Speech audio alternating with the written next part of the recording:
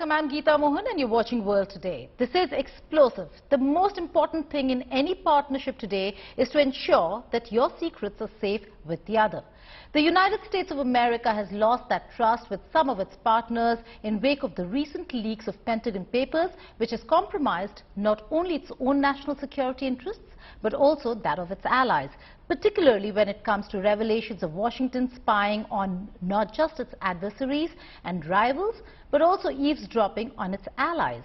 So what do these leaked documents contain and what impact could it have on the US's ties with nations worldwide? Watch this report on the phenomenal dump of information. The United States is dealing with a diplomatic and strategic disaster. A stunning leak of a cache of classified Pentagon documents is one of the most significant breaches of US intelligence since 2013, when Julian Assange's WikiLeaks made more than 700,000 classified documents public, and Edward Snowden, a computer expert and former CIA systems administrator, released confidential government documents to the press about the existence of government surveillance programs.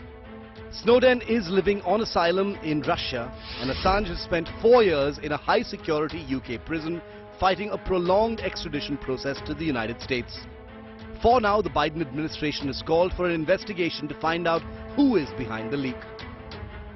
Again, I won't speculate, Andrea. I will tell you that we take this very seriously, and we will continue to investigate and turn over every rock until we find the source of this and the extent of it.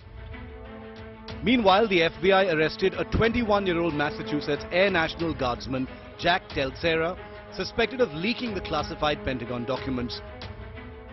Today, the Justice Department arrested Jack Douglas Teixeira in connection with an investigation into alleged unauthorized removal, retention, and transmission of classified national defense information. Teixeira is an employee of the United States Air Force National Guard. FBI agents took Teixeira into custody earlier this afternoon without incident. He will have an initial appearance at the U.S. District Court for the District of Massachusetts. I want to thank the FBI, Justice Department prosecutors, and our colleagues at the Department of Defense for their diligent work on this case. This investigation is ongoing. We will share more information at the appropriate time. But what do the documents contain that has rattled America and her allies? More than 100 leaked documents, including analyses from US intelligence agencies related to the war in Ukraine, assessment of war capabilities of Russia and Ukraine, involvement of their soldiers on the ground, secret press briefings on Russia, China, the Middle East, and the military theater in the Indo-Pacific region.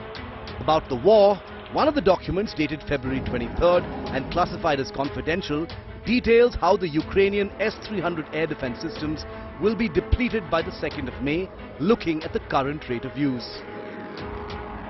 It also reveals the US's deep penetration into most Russian security and intelligence services with access to high levels of the Russian military command, insight into the internal planning of Russia's military, and obtained actionable intelligence on Russia's military capabilities and war plans in Ukraine.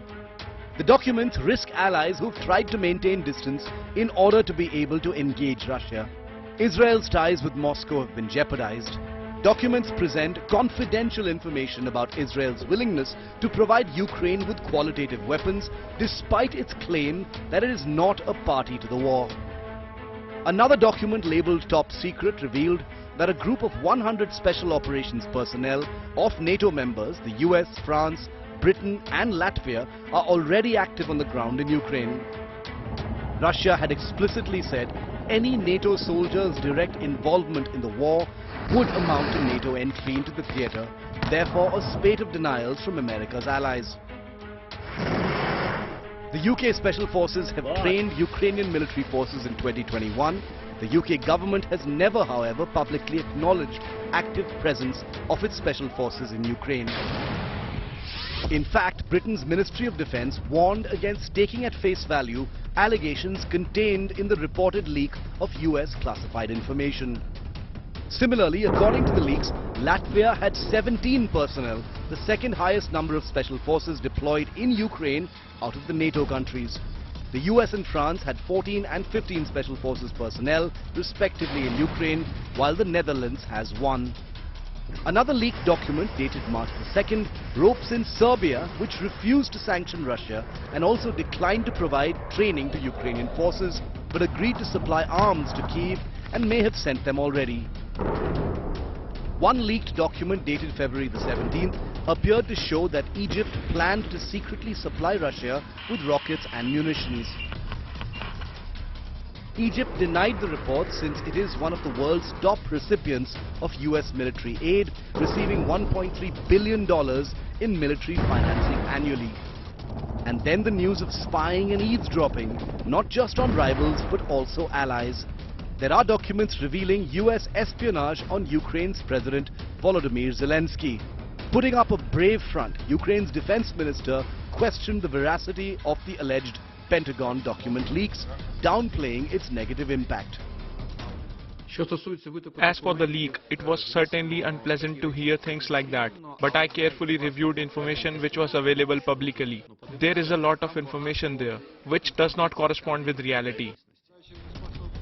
However, Russia's response was measured since Moscow is still carefully analyzing the documents, but it did not miss an opportunity to strike out at the US. I can't comment on this. This cannot be excluded. We saw that the leaks are quite interesting and they are being broadly studied, analyzed and largely discussed. The fact the United States has long started spying on various heads of states, especially in the European capitals, it has repeatedly popped up.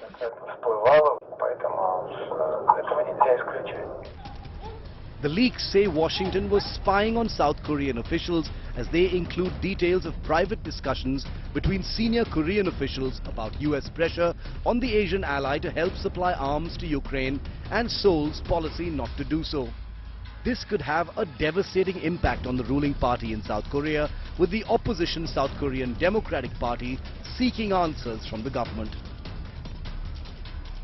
There is also a lot of criticism against those leaders who may not have followed America's line in criticizing the war, including the world's chief diplomat, UN Secretary General Antonio Guterres, who according to the leaks is so determined to save the Black Sea Grain Initiative or the grain deal brokered by the UN and Turkey in July last year, following fears of a global food crisis, that he is too accommodating of Russian interests.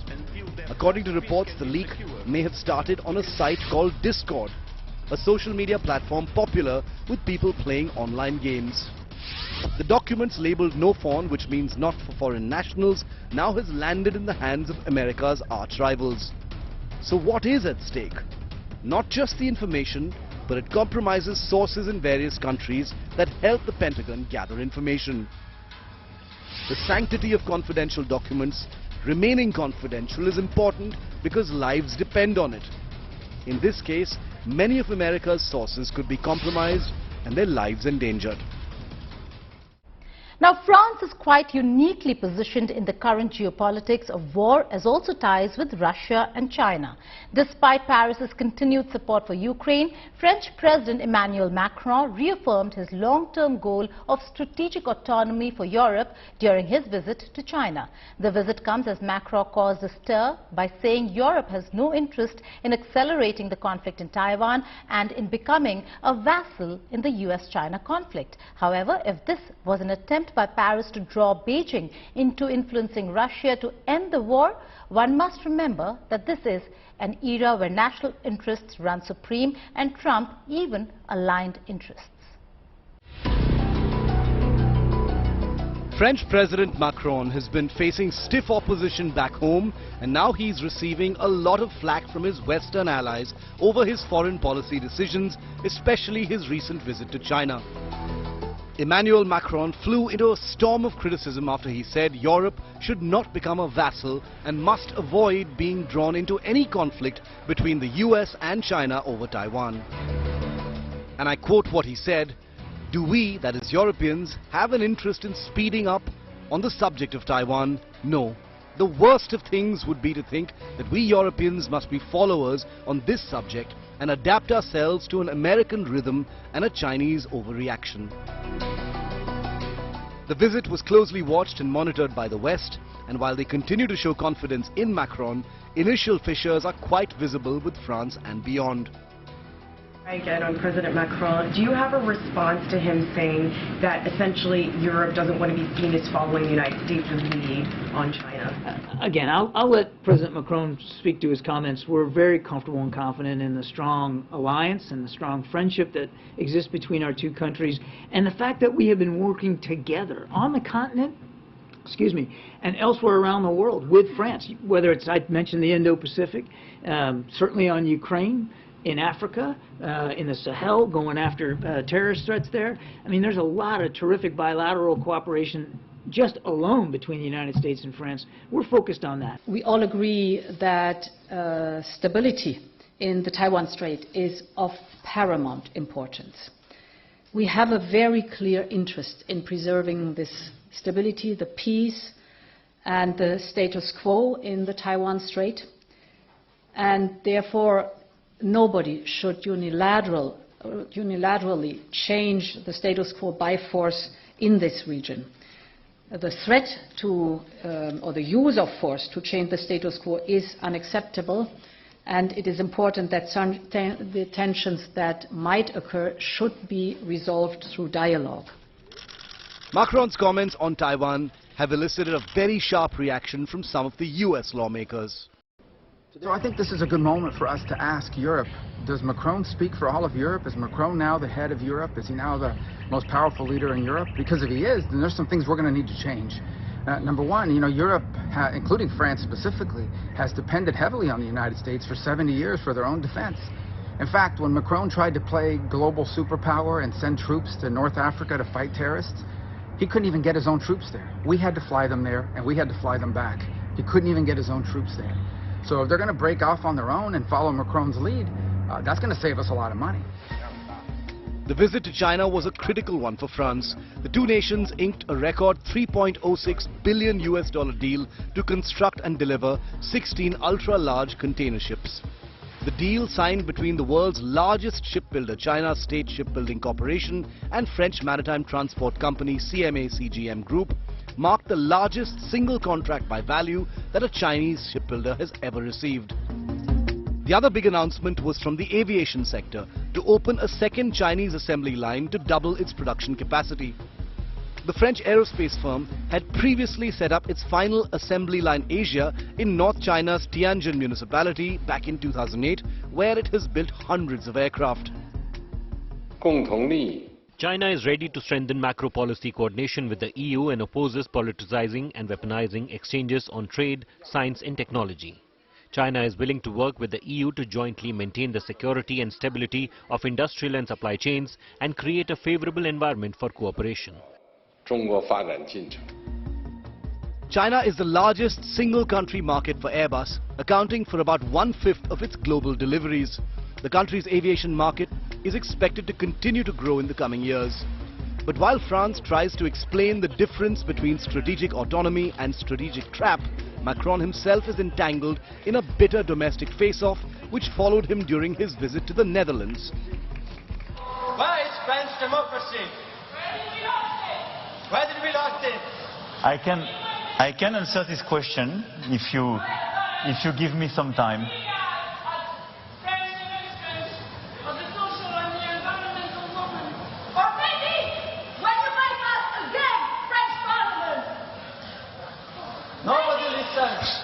You have millions of people in the streets. While Macron was praised for inviting von der Leyen to join him in Beijing, China's cold shoulder to her and excluding her from the pageantry of a state banquet and military parade highlights China's attempts to divide and rule, with many concluding Macron's China visit is a complete disaster.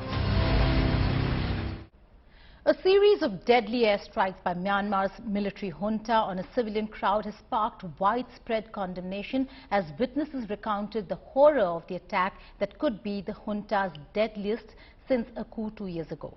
Myanmar's military said it carried out a deadly attack on a village gathering organized by its insurgent opponents this week, and if civilians were also killed, it was because they were being forced to help the terrorists.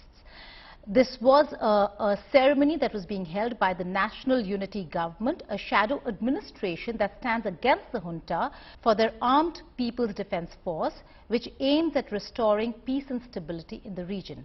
Now, up to 100 people, including children, were killed in the airstrike in the Sagaing area in northwest Myanmar, according to media reports. More than 5,000 people have fled from eastern Myanmar into Thailand in recent days as combat between Myanmar's army and armed resistance groups has intensified in the border areas.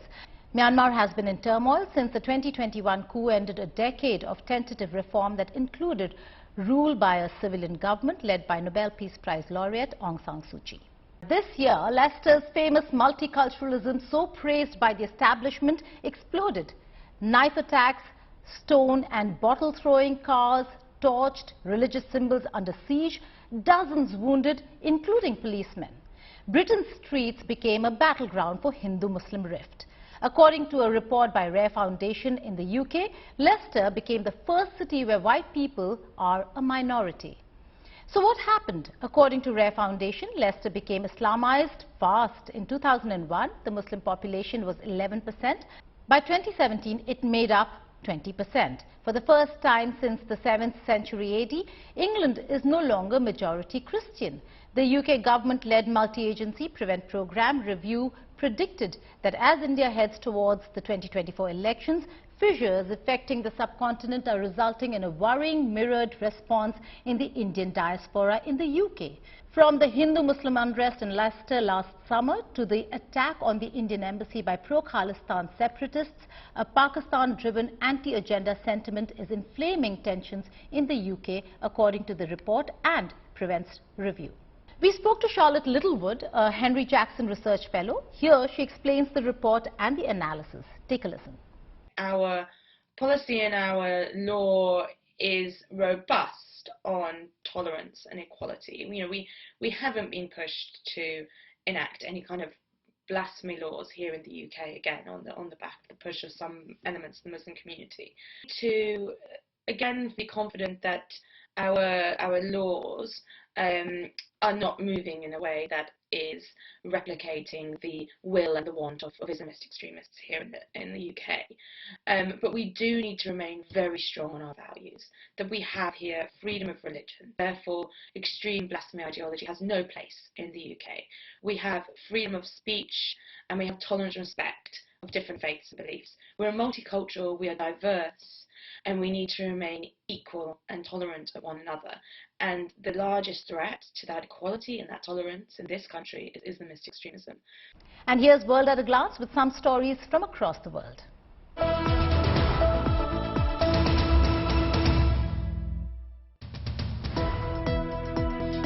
Brazil's President Lula da Silva met with his Chinese counterpart Xi Jinping in Beijing on Friday. Lula and his wife were welcomed by Xi and First Lady. Upon their arrival, the Brazilian president said he will suggest to Xi a proposal to mediate peace talks between Russia and Ukraine. North Korea says it has tested a new solid-fueled intercontinental range ballistic missile, the Hwasong-18, the country's nuclear counter-attack capability. The missile, fired from near Pyongyang, flew about 1,000 kilometers before landing in waters east of North Korea. To develop a solid-fuel ICBM has long been seen as a key goal for North Korea, as it could help the North deploy its missiles faster in the event of a war. Bahrain and Qatar announced their decision to officially restore diplomatic relations. According to official sources, the two countries reviewed the meeting and decided to resume diplomatic relations. Saudi Arabia, the United Arab Emirates, Bahrain and Egypt broke ties with Qatar and put sanctions and a boycott on it in June 2017, accusing it of supporting terrorism and undermining regional security. A tropical cyclone Ilsa smashed into Australia's northwest coast as a Category 5 storm. It has largely spared populated regions. The storm was downgraded by the Weather Bureau to a Category 3 system early on Friday. Ilsa is expected to weaken to a tropical low overnight and move into the southern parts of the Northern Territory. Heavy bursts of rain are forecast in some areas, likely triggering flash floods. As US President Joe Biden left the houses of Orishtas on Thursday, he took the opportunity to hold and pose for a photograph with a newborn baby. Biden's ancestors had emigrated to the United States from Ireland after the famine in the 1840s. Biden has followed in the footsteps of John F. Kennedy, Ronald Reagan and Bill Clinton in addressing the houses of Orishtas during his 3-day trip. That's all in this edition of World Today. Stay tuned to India Today for all the latest news and updates.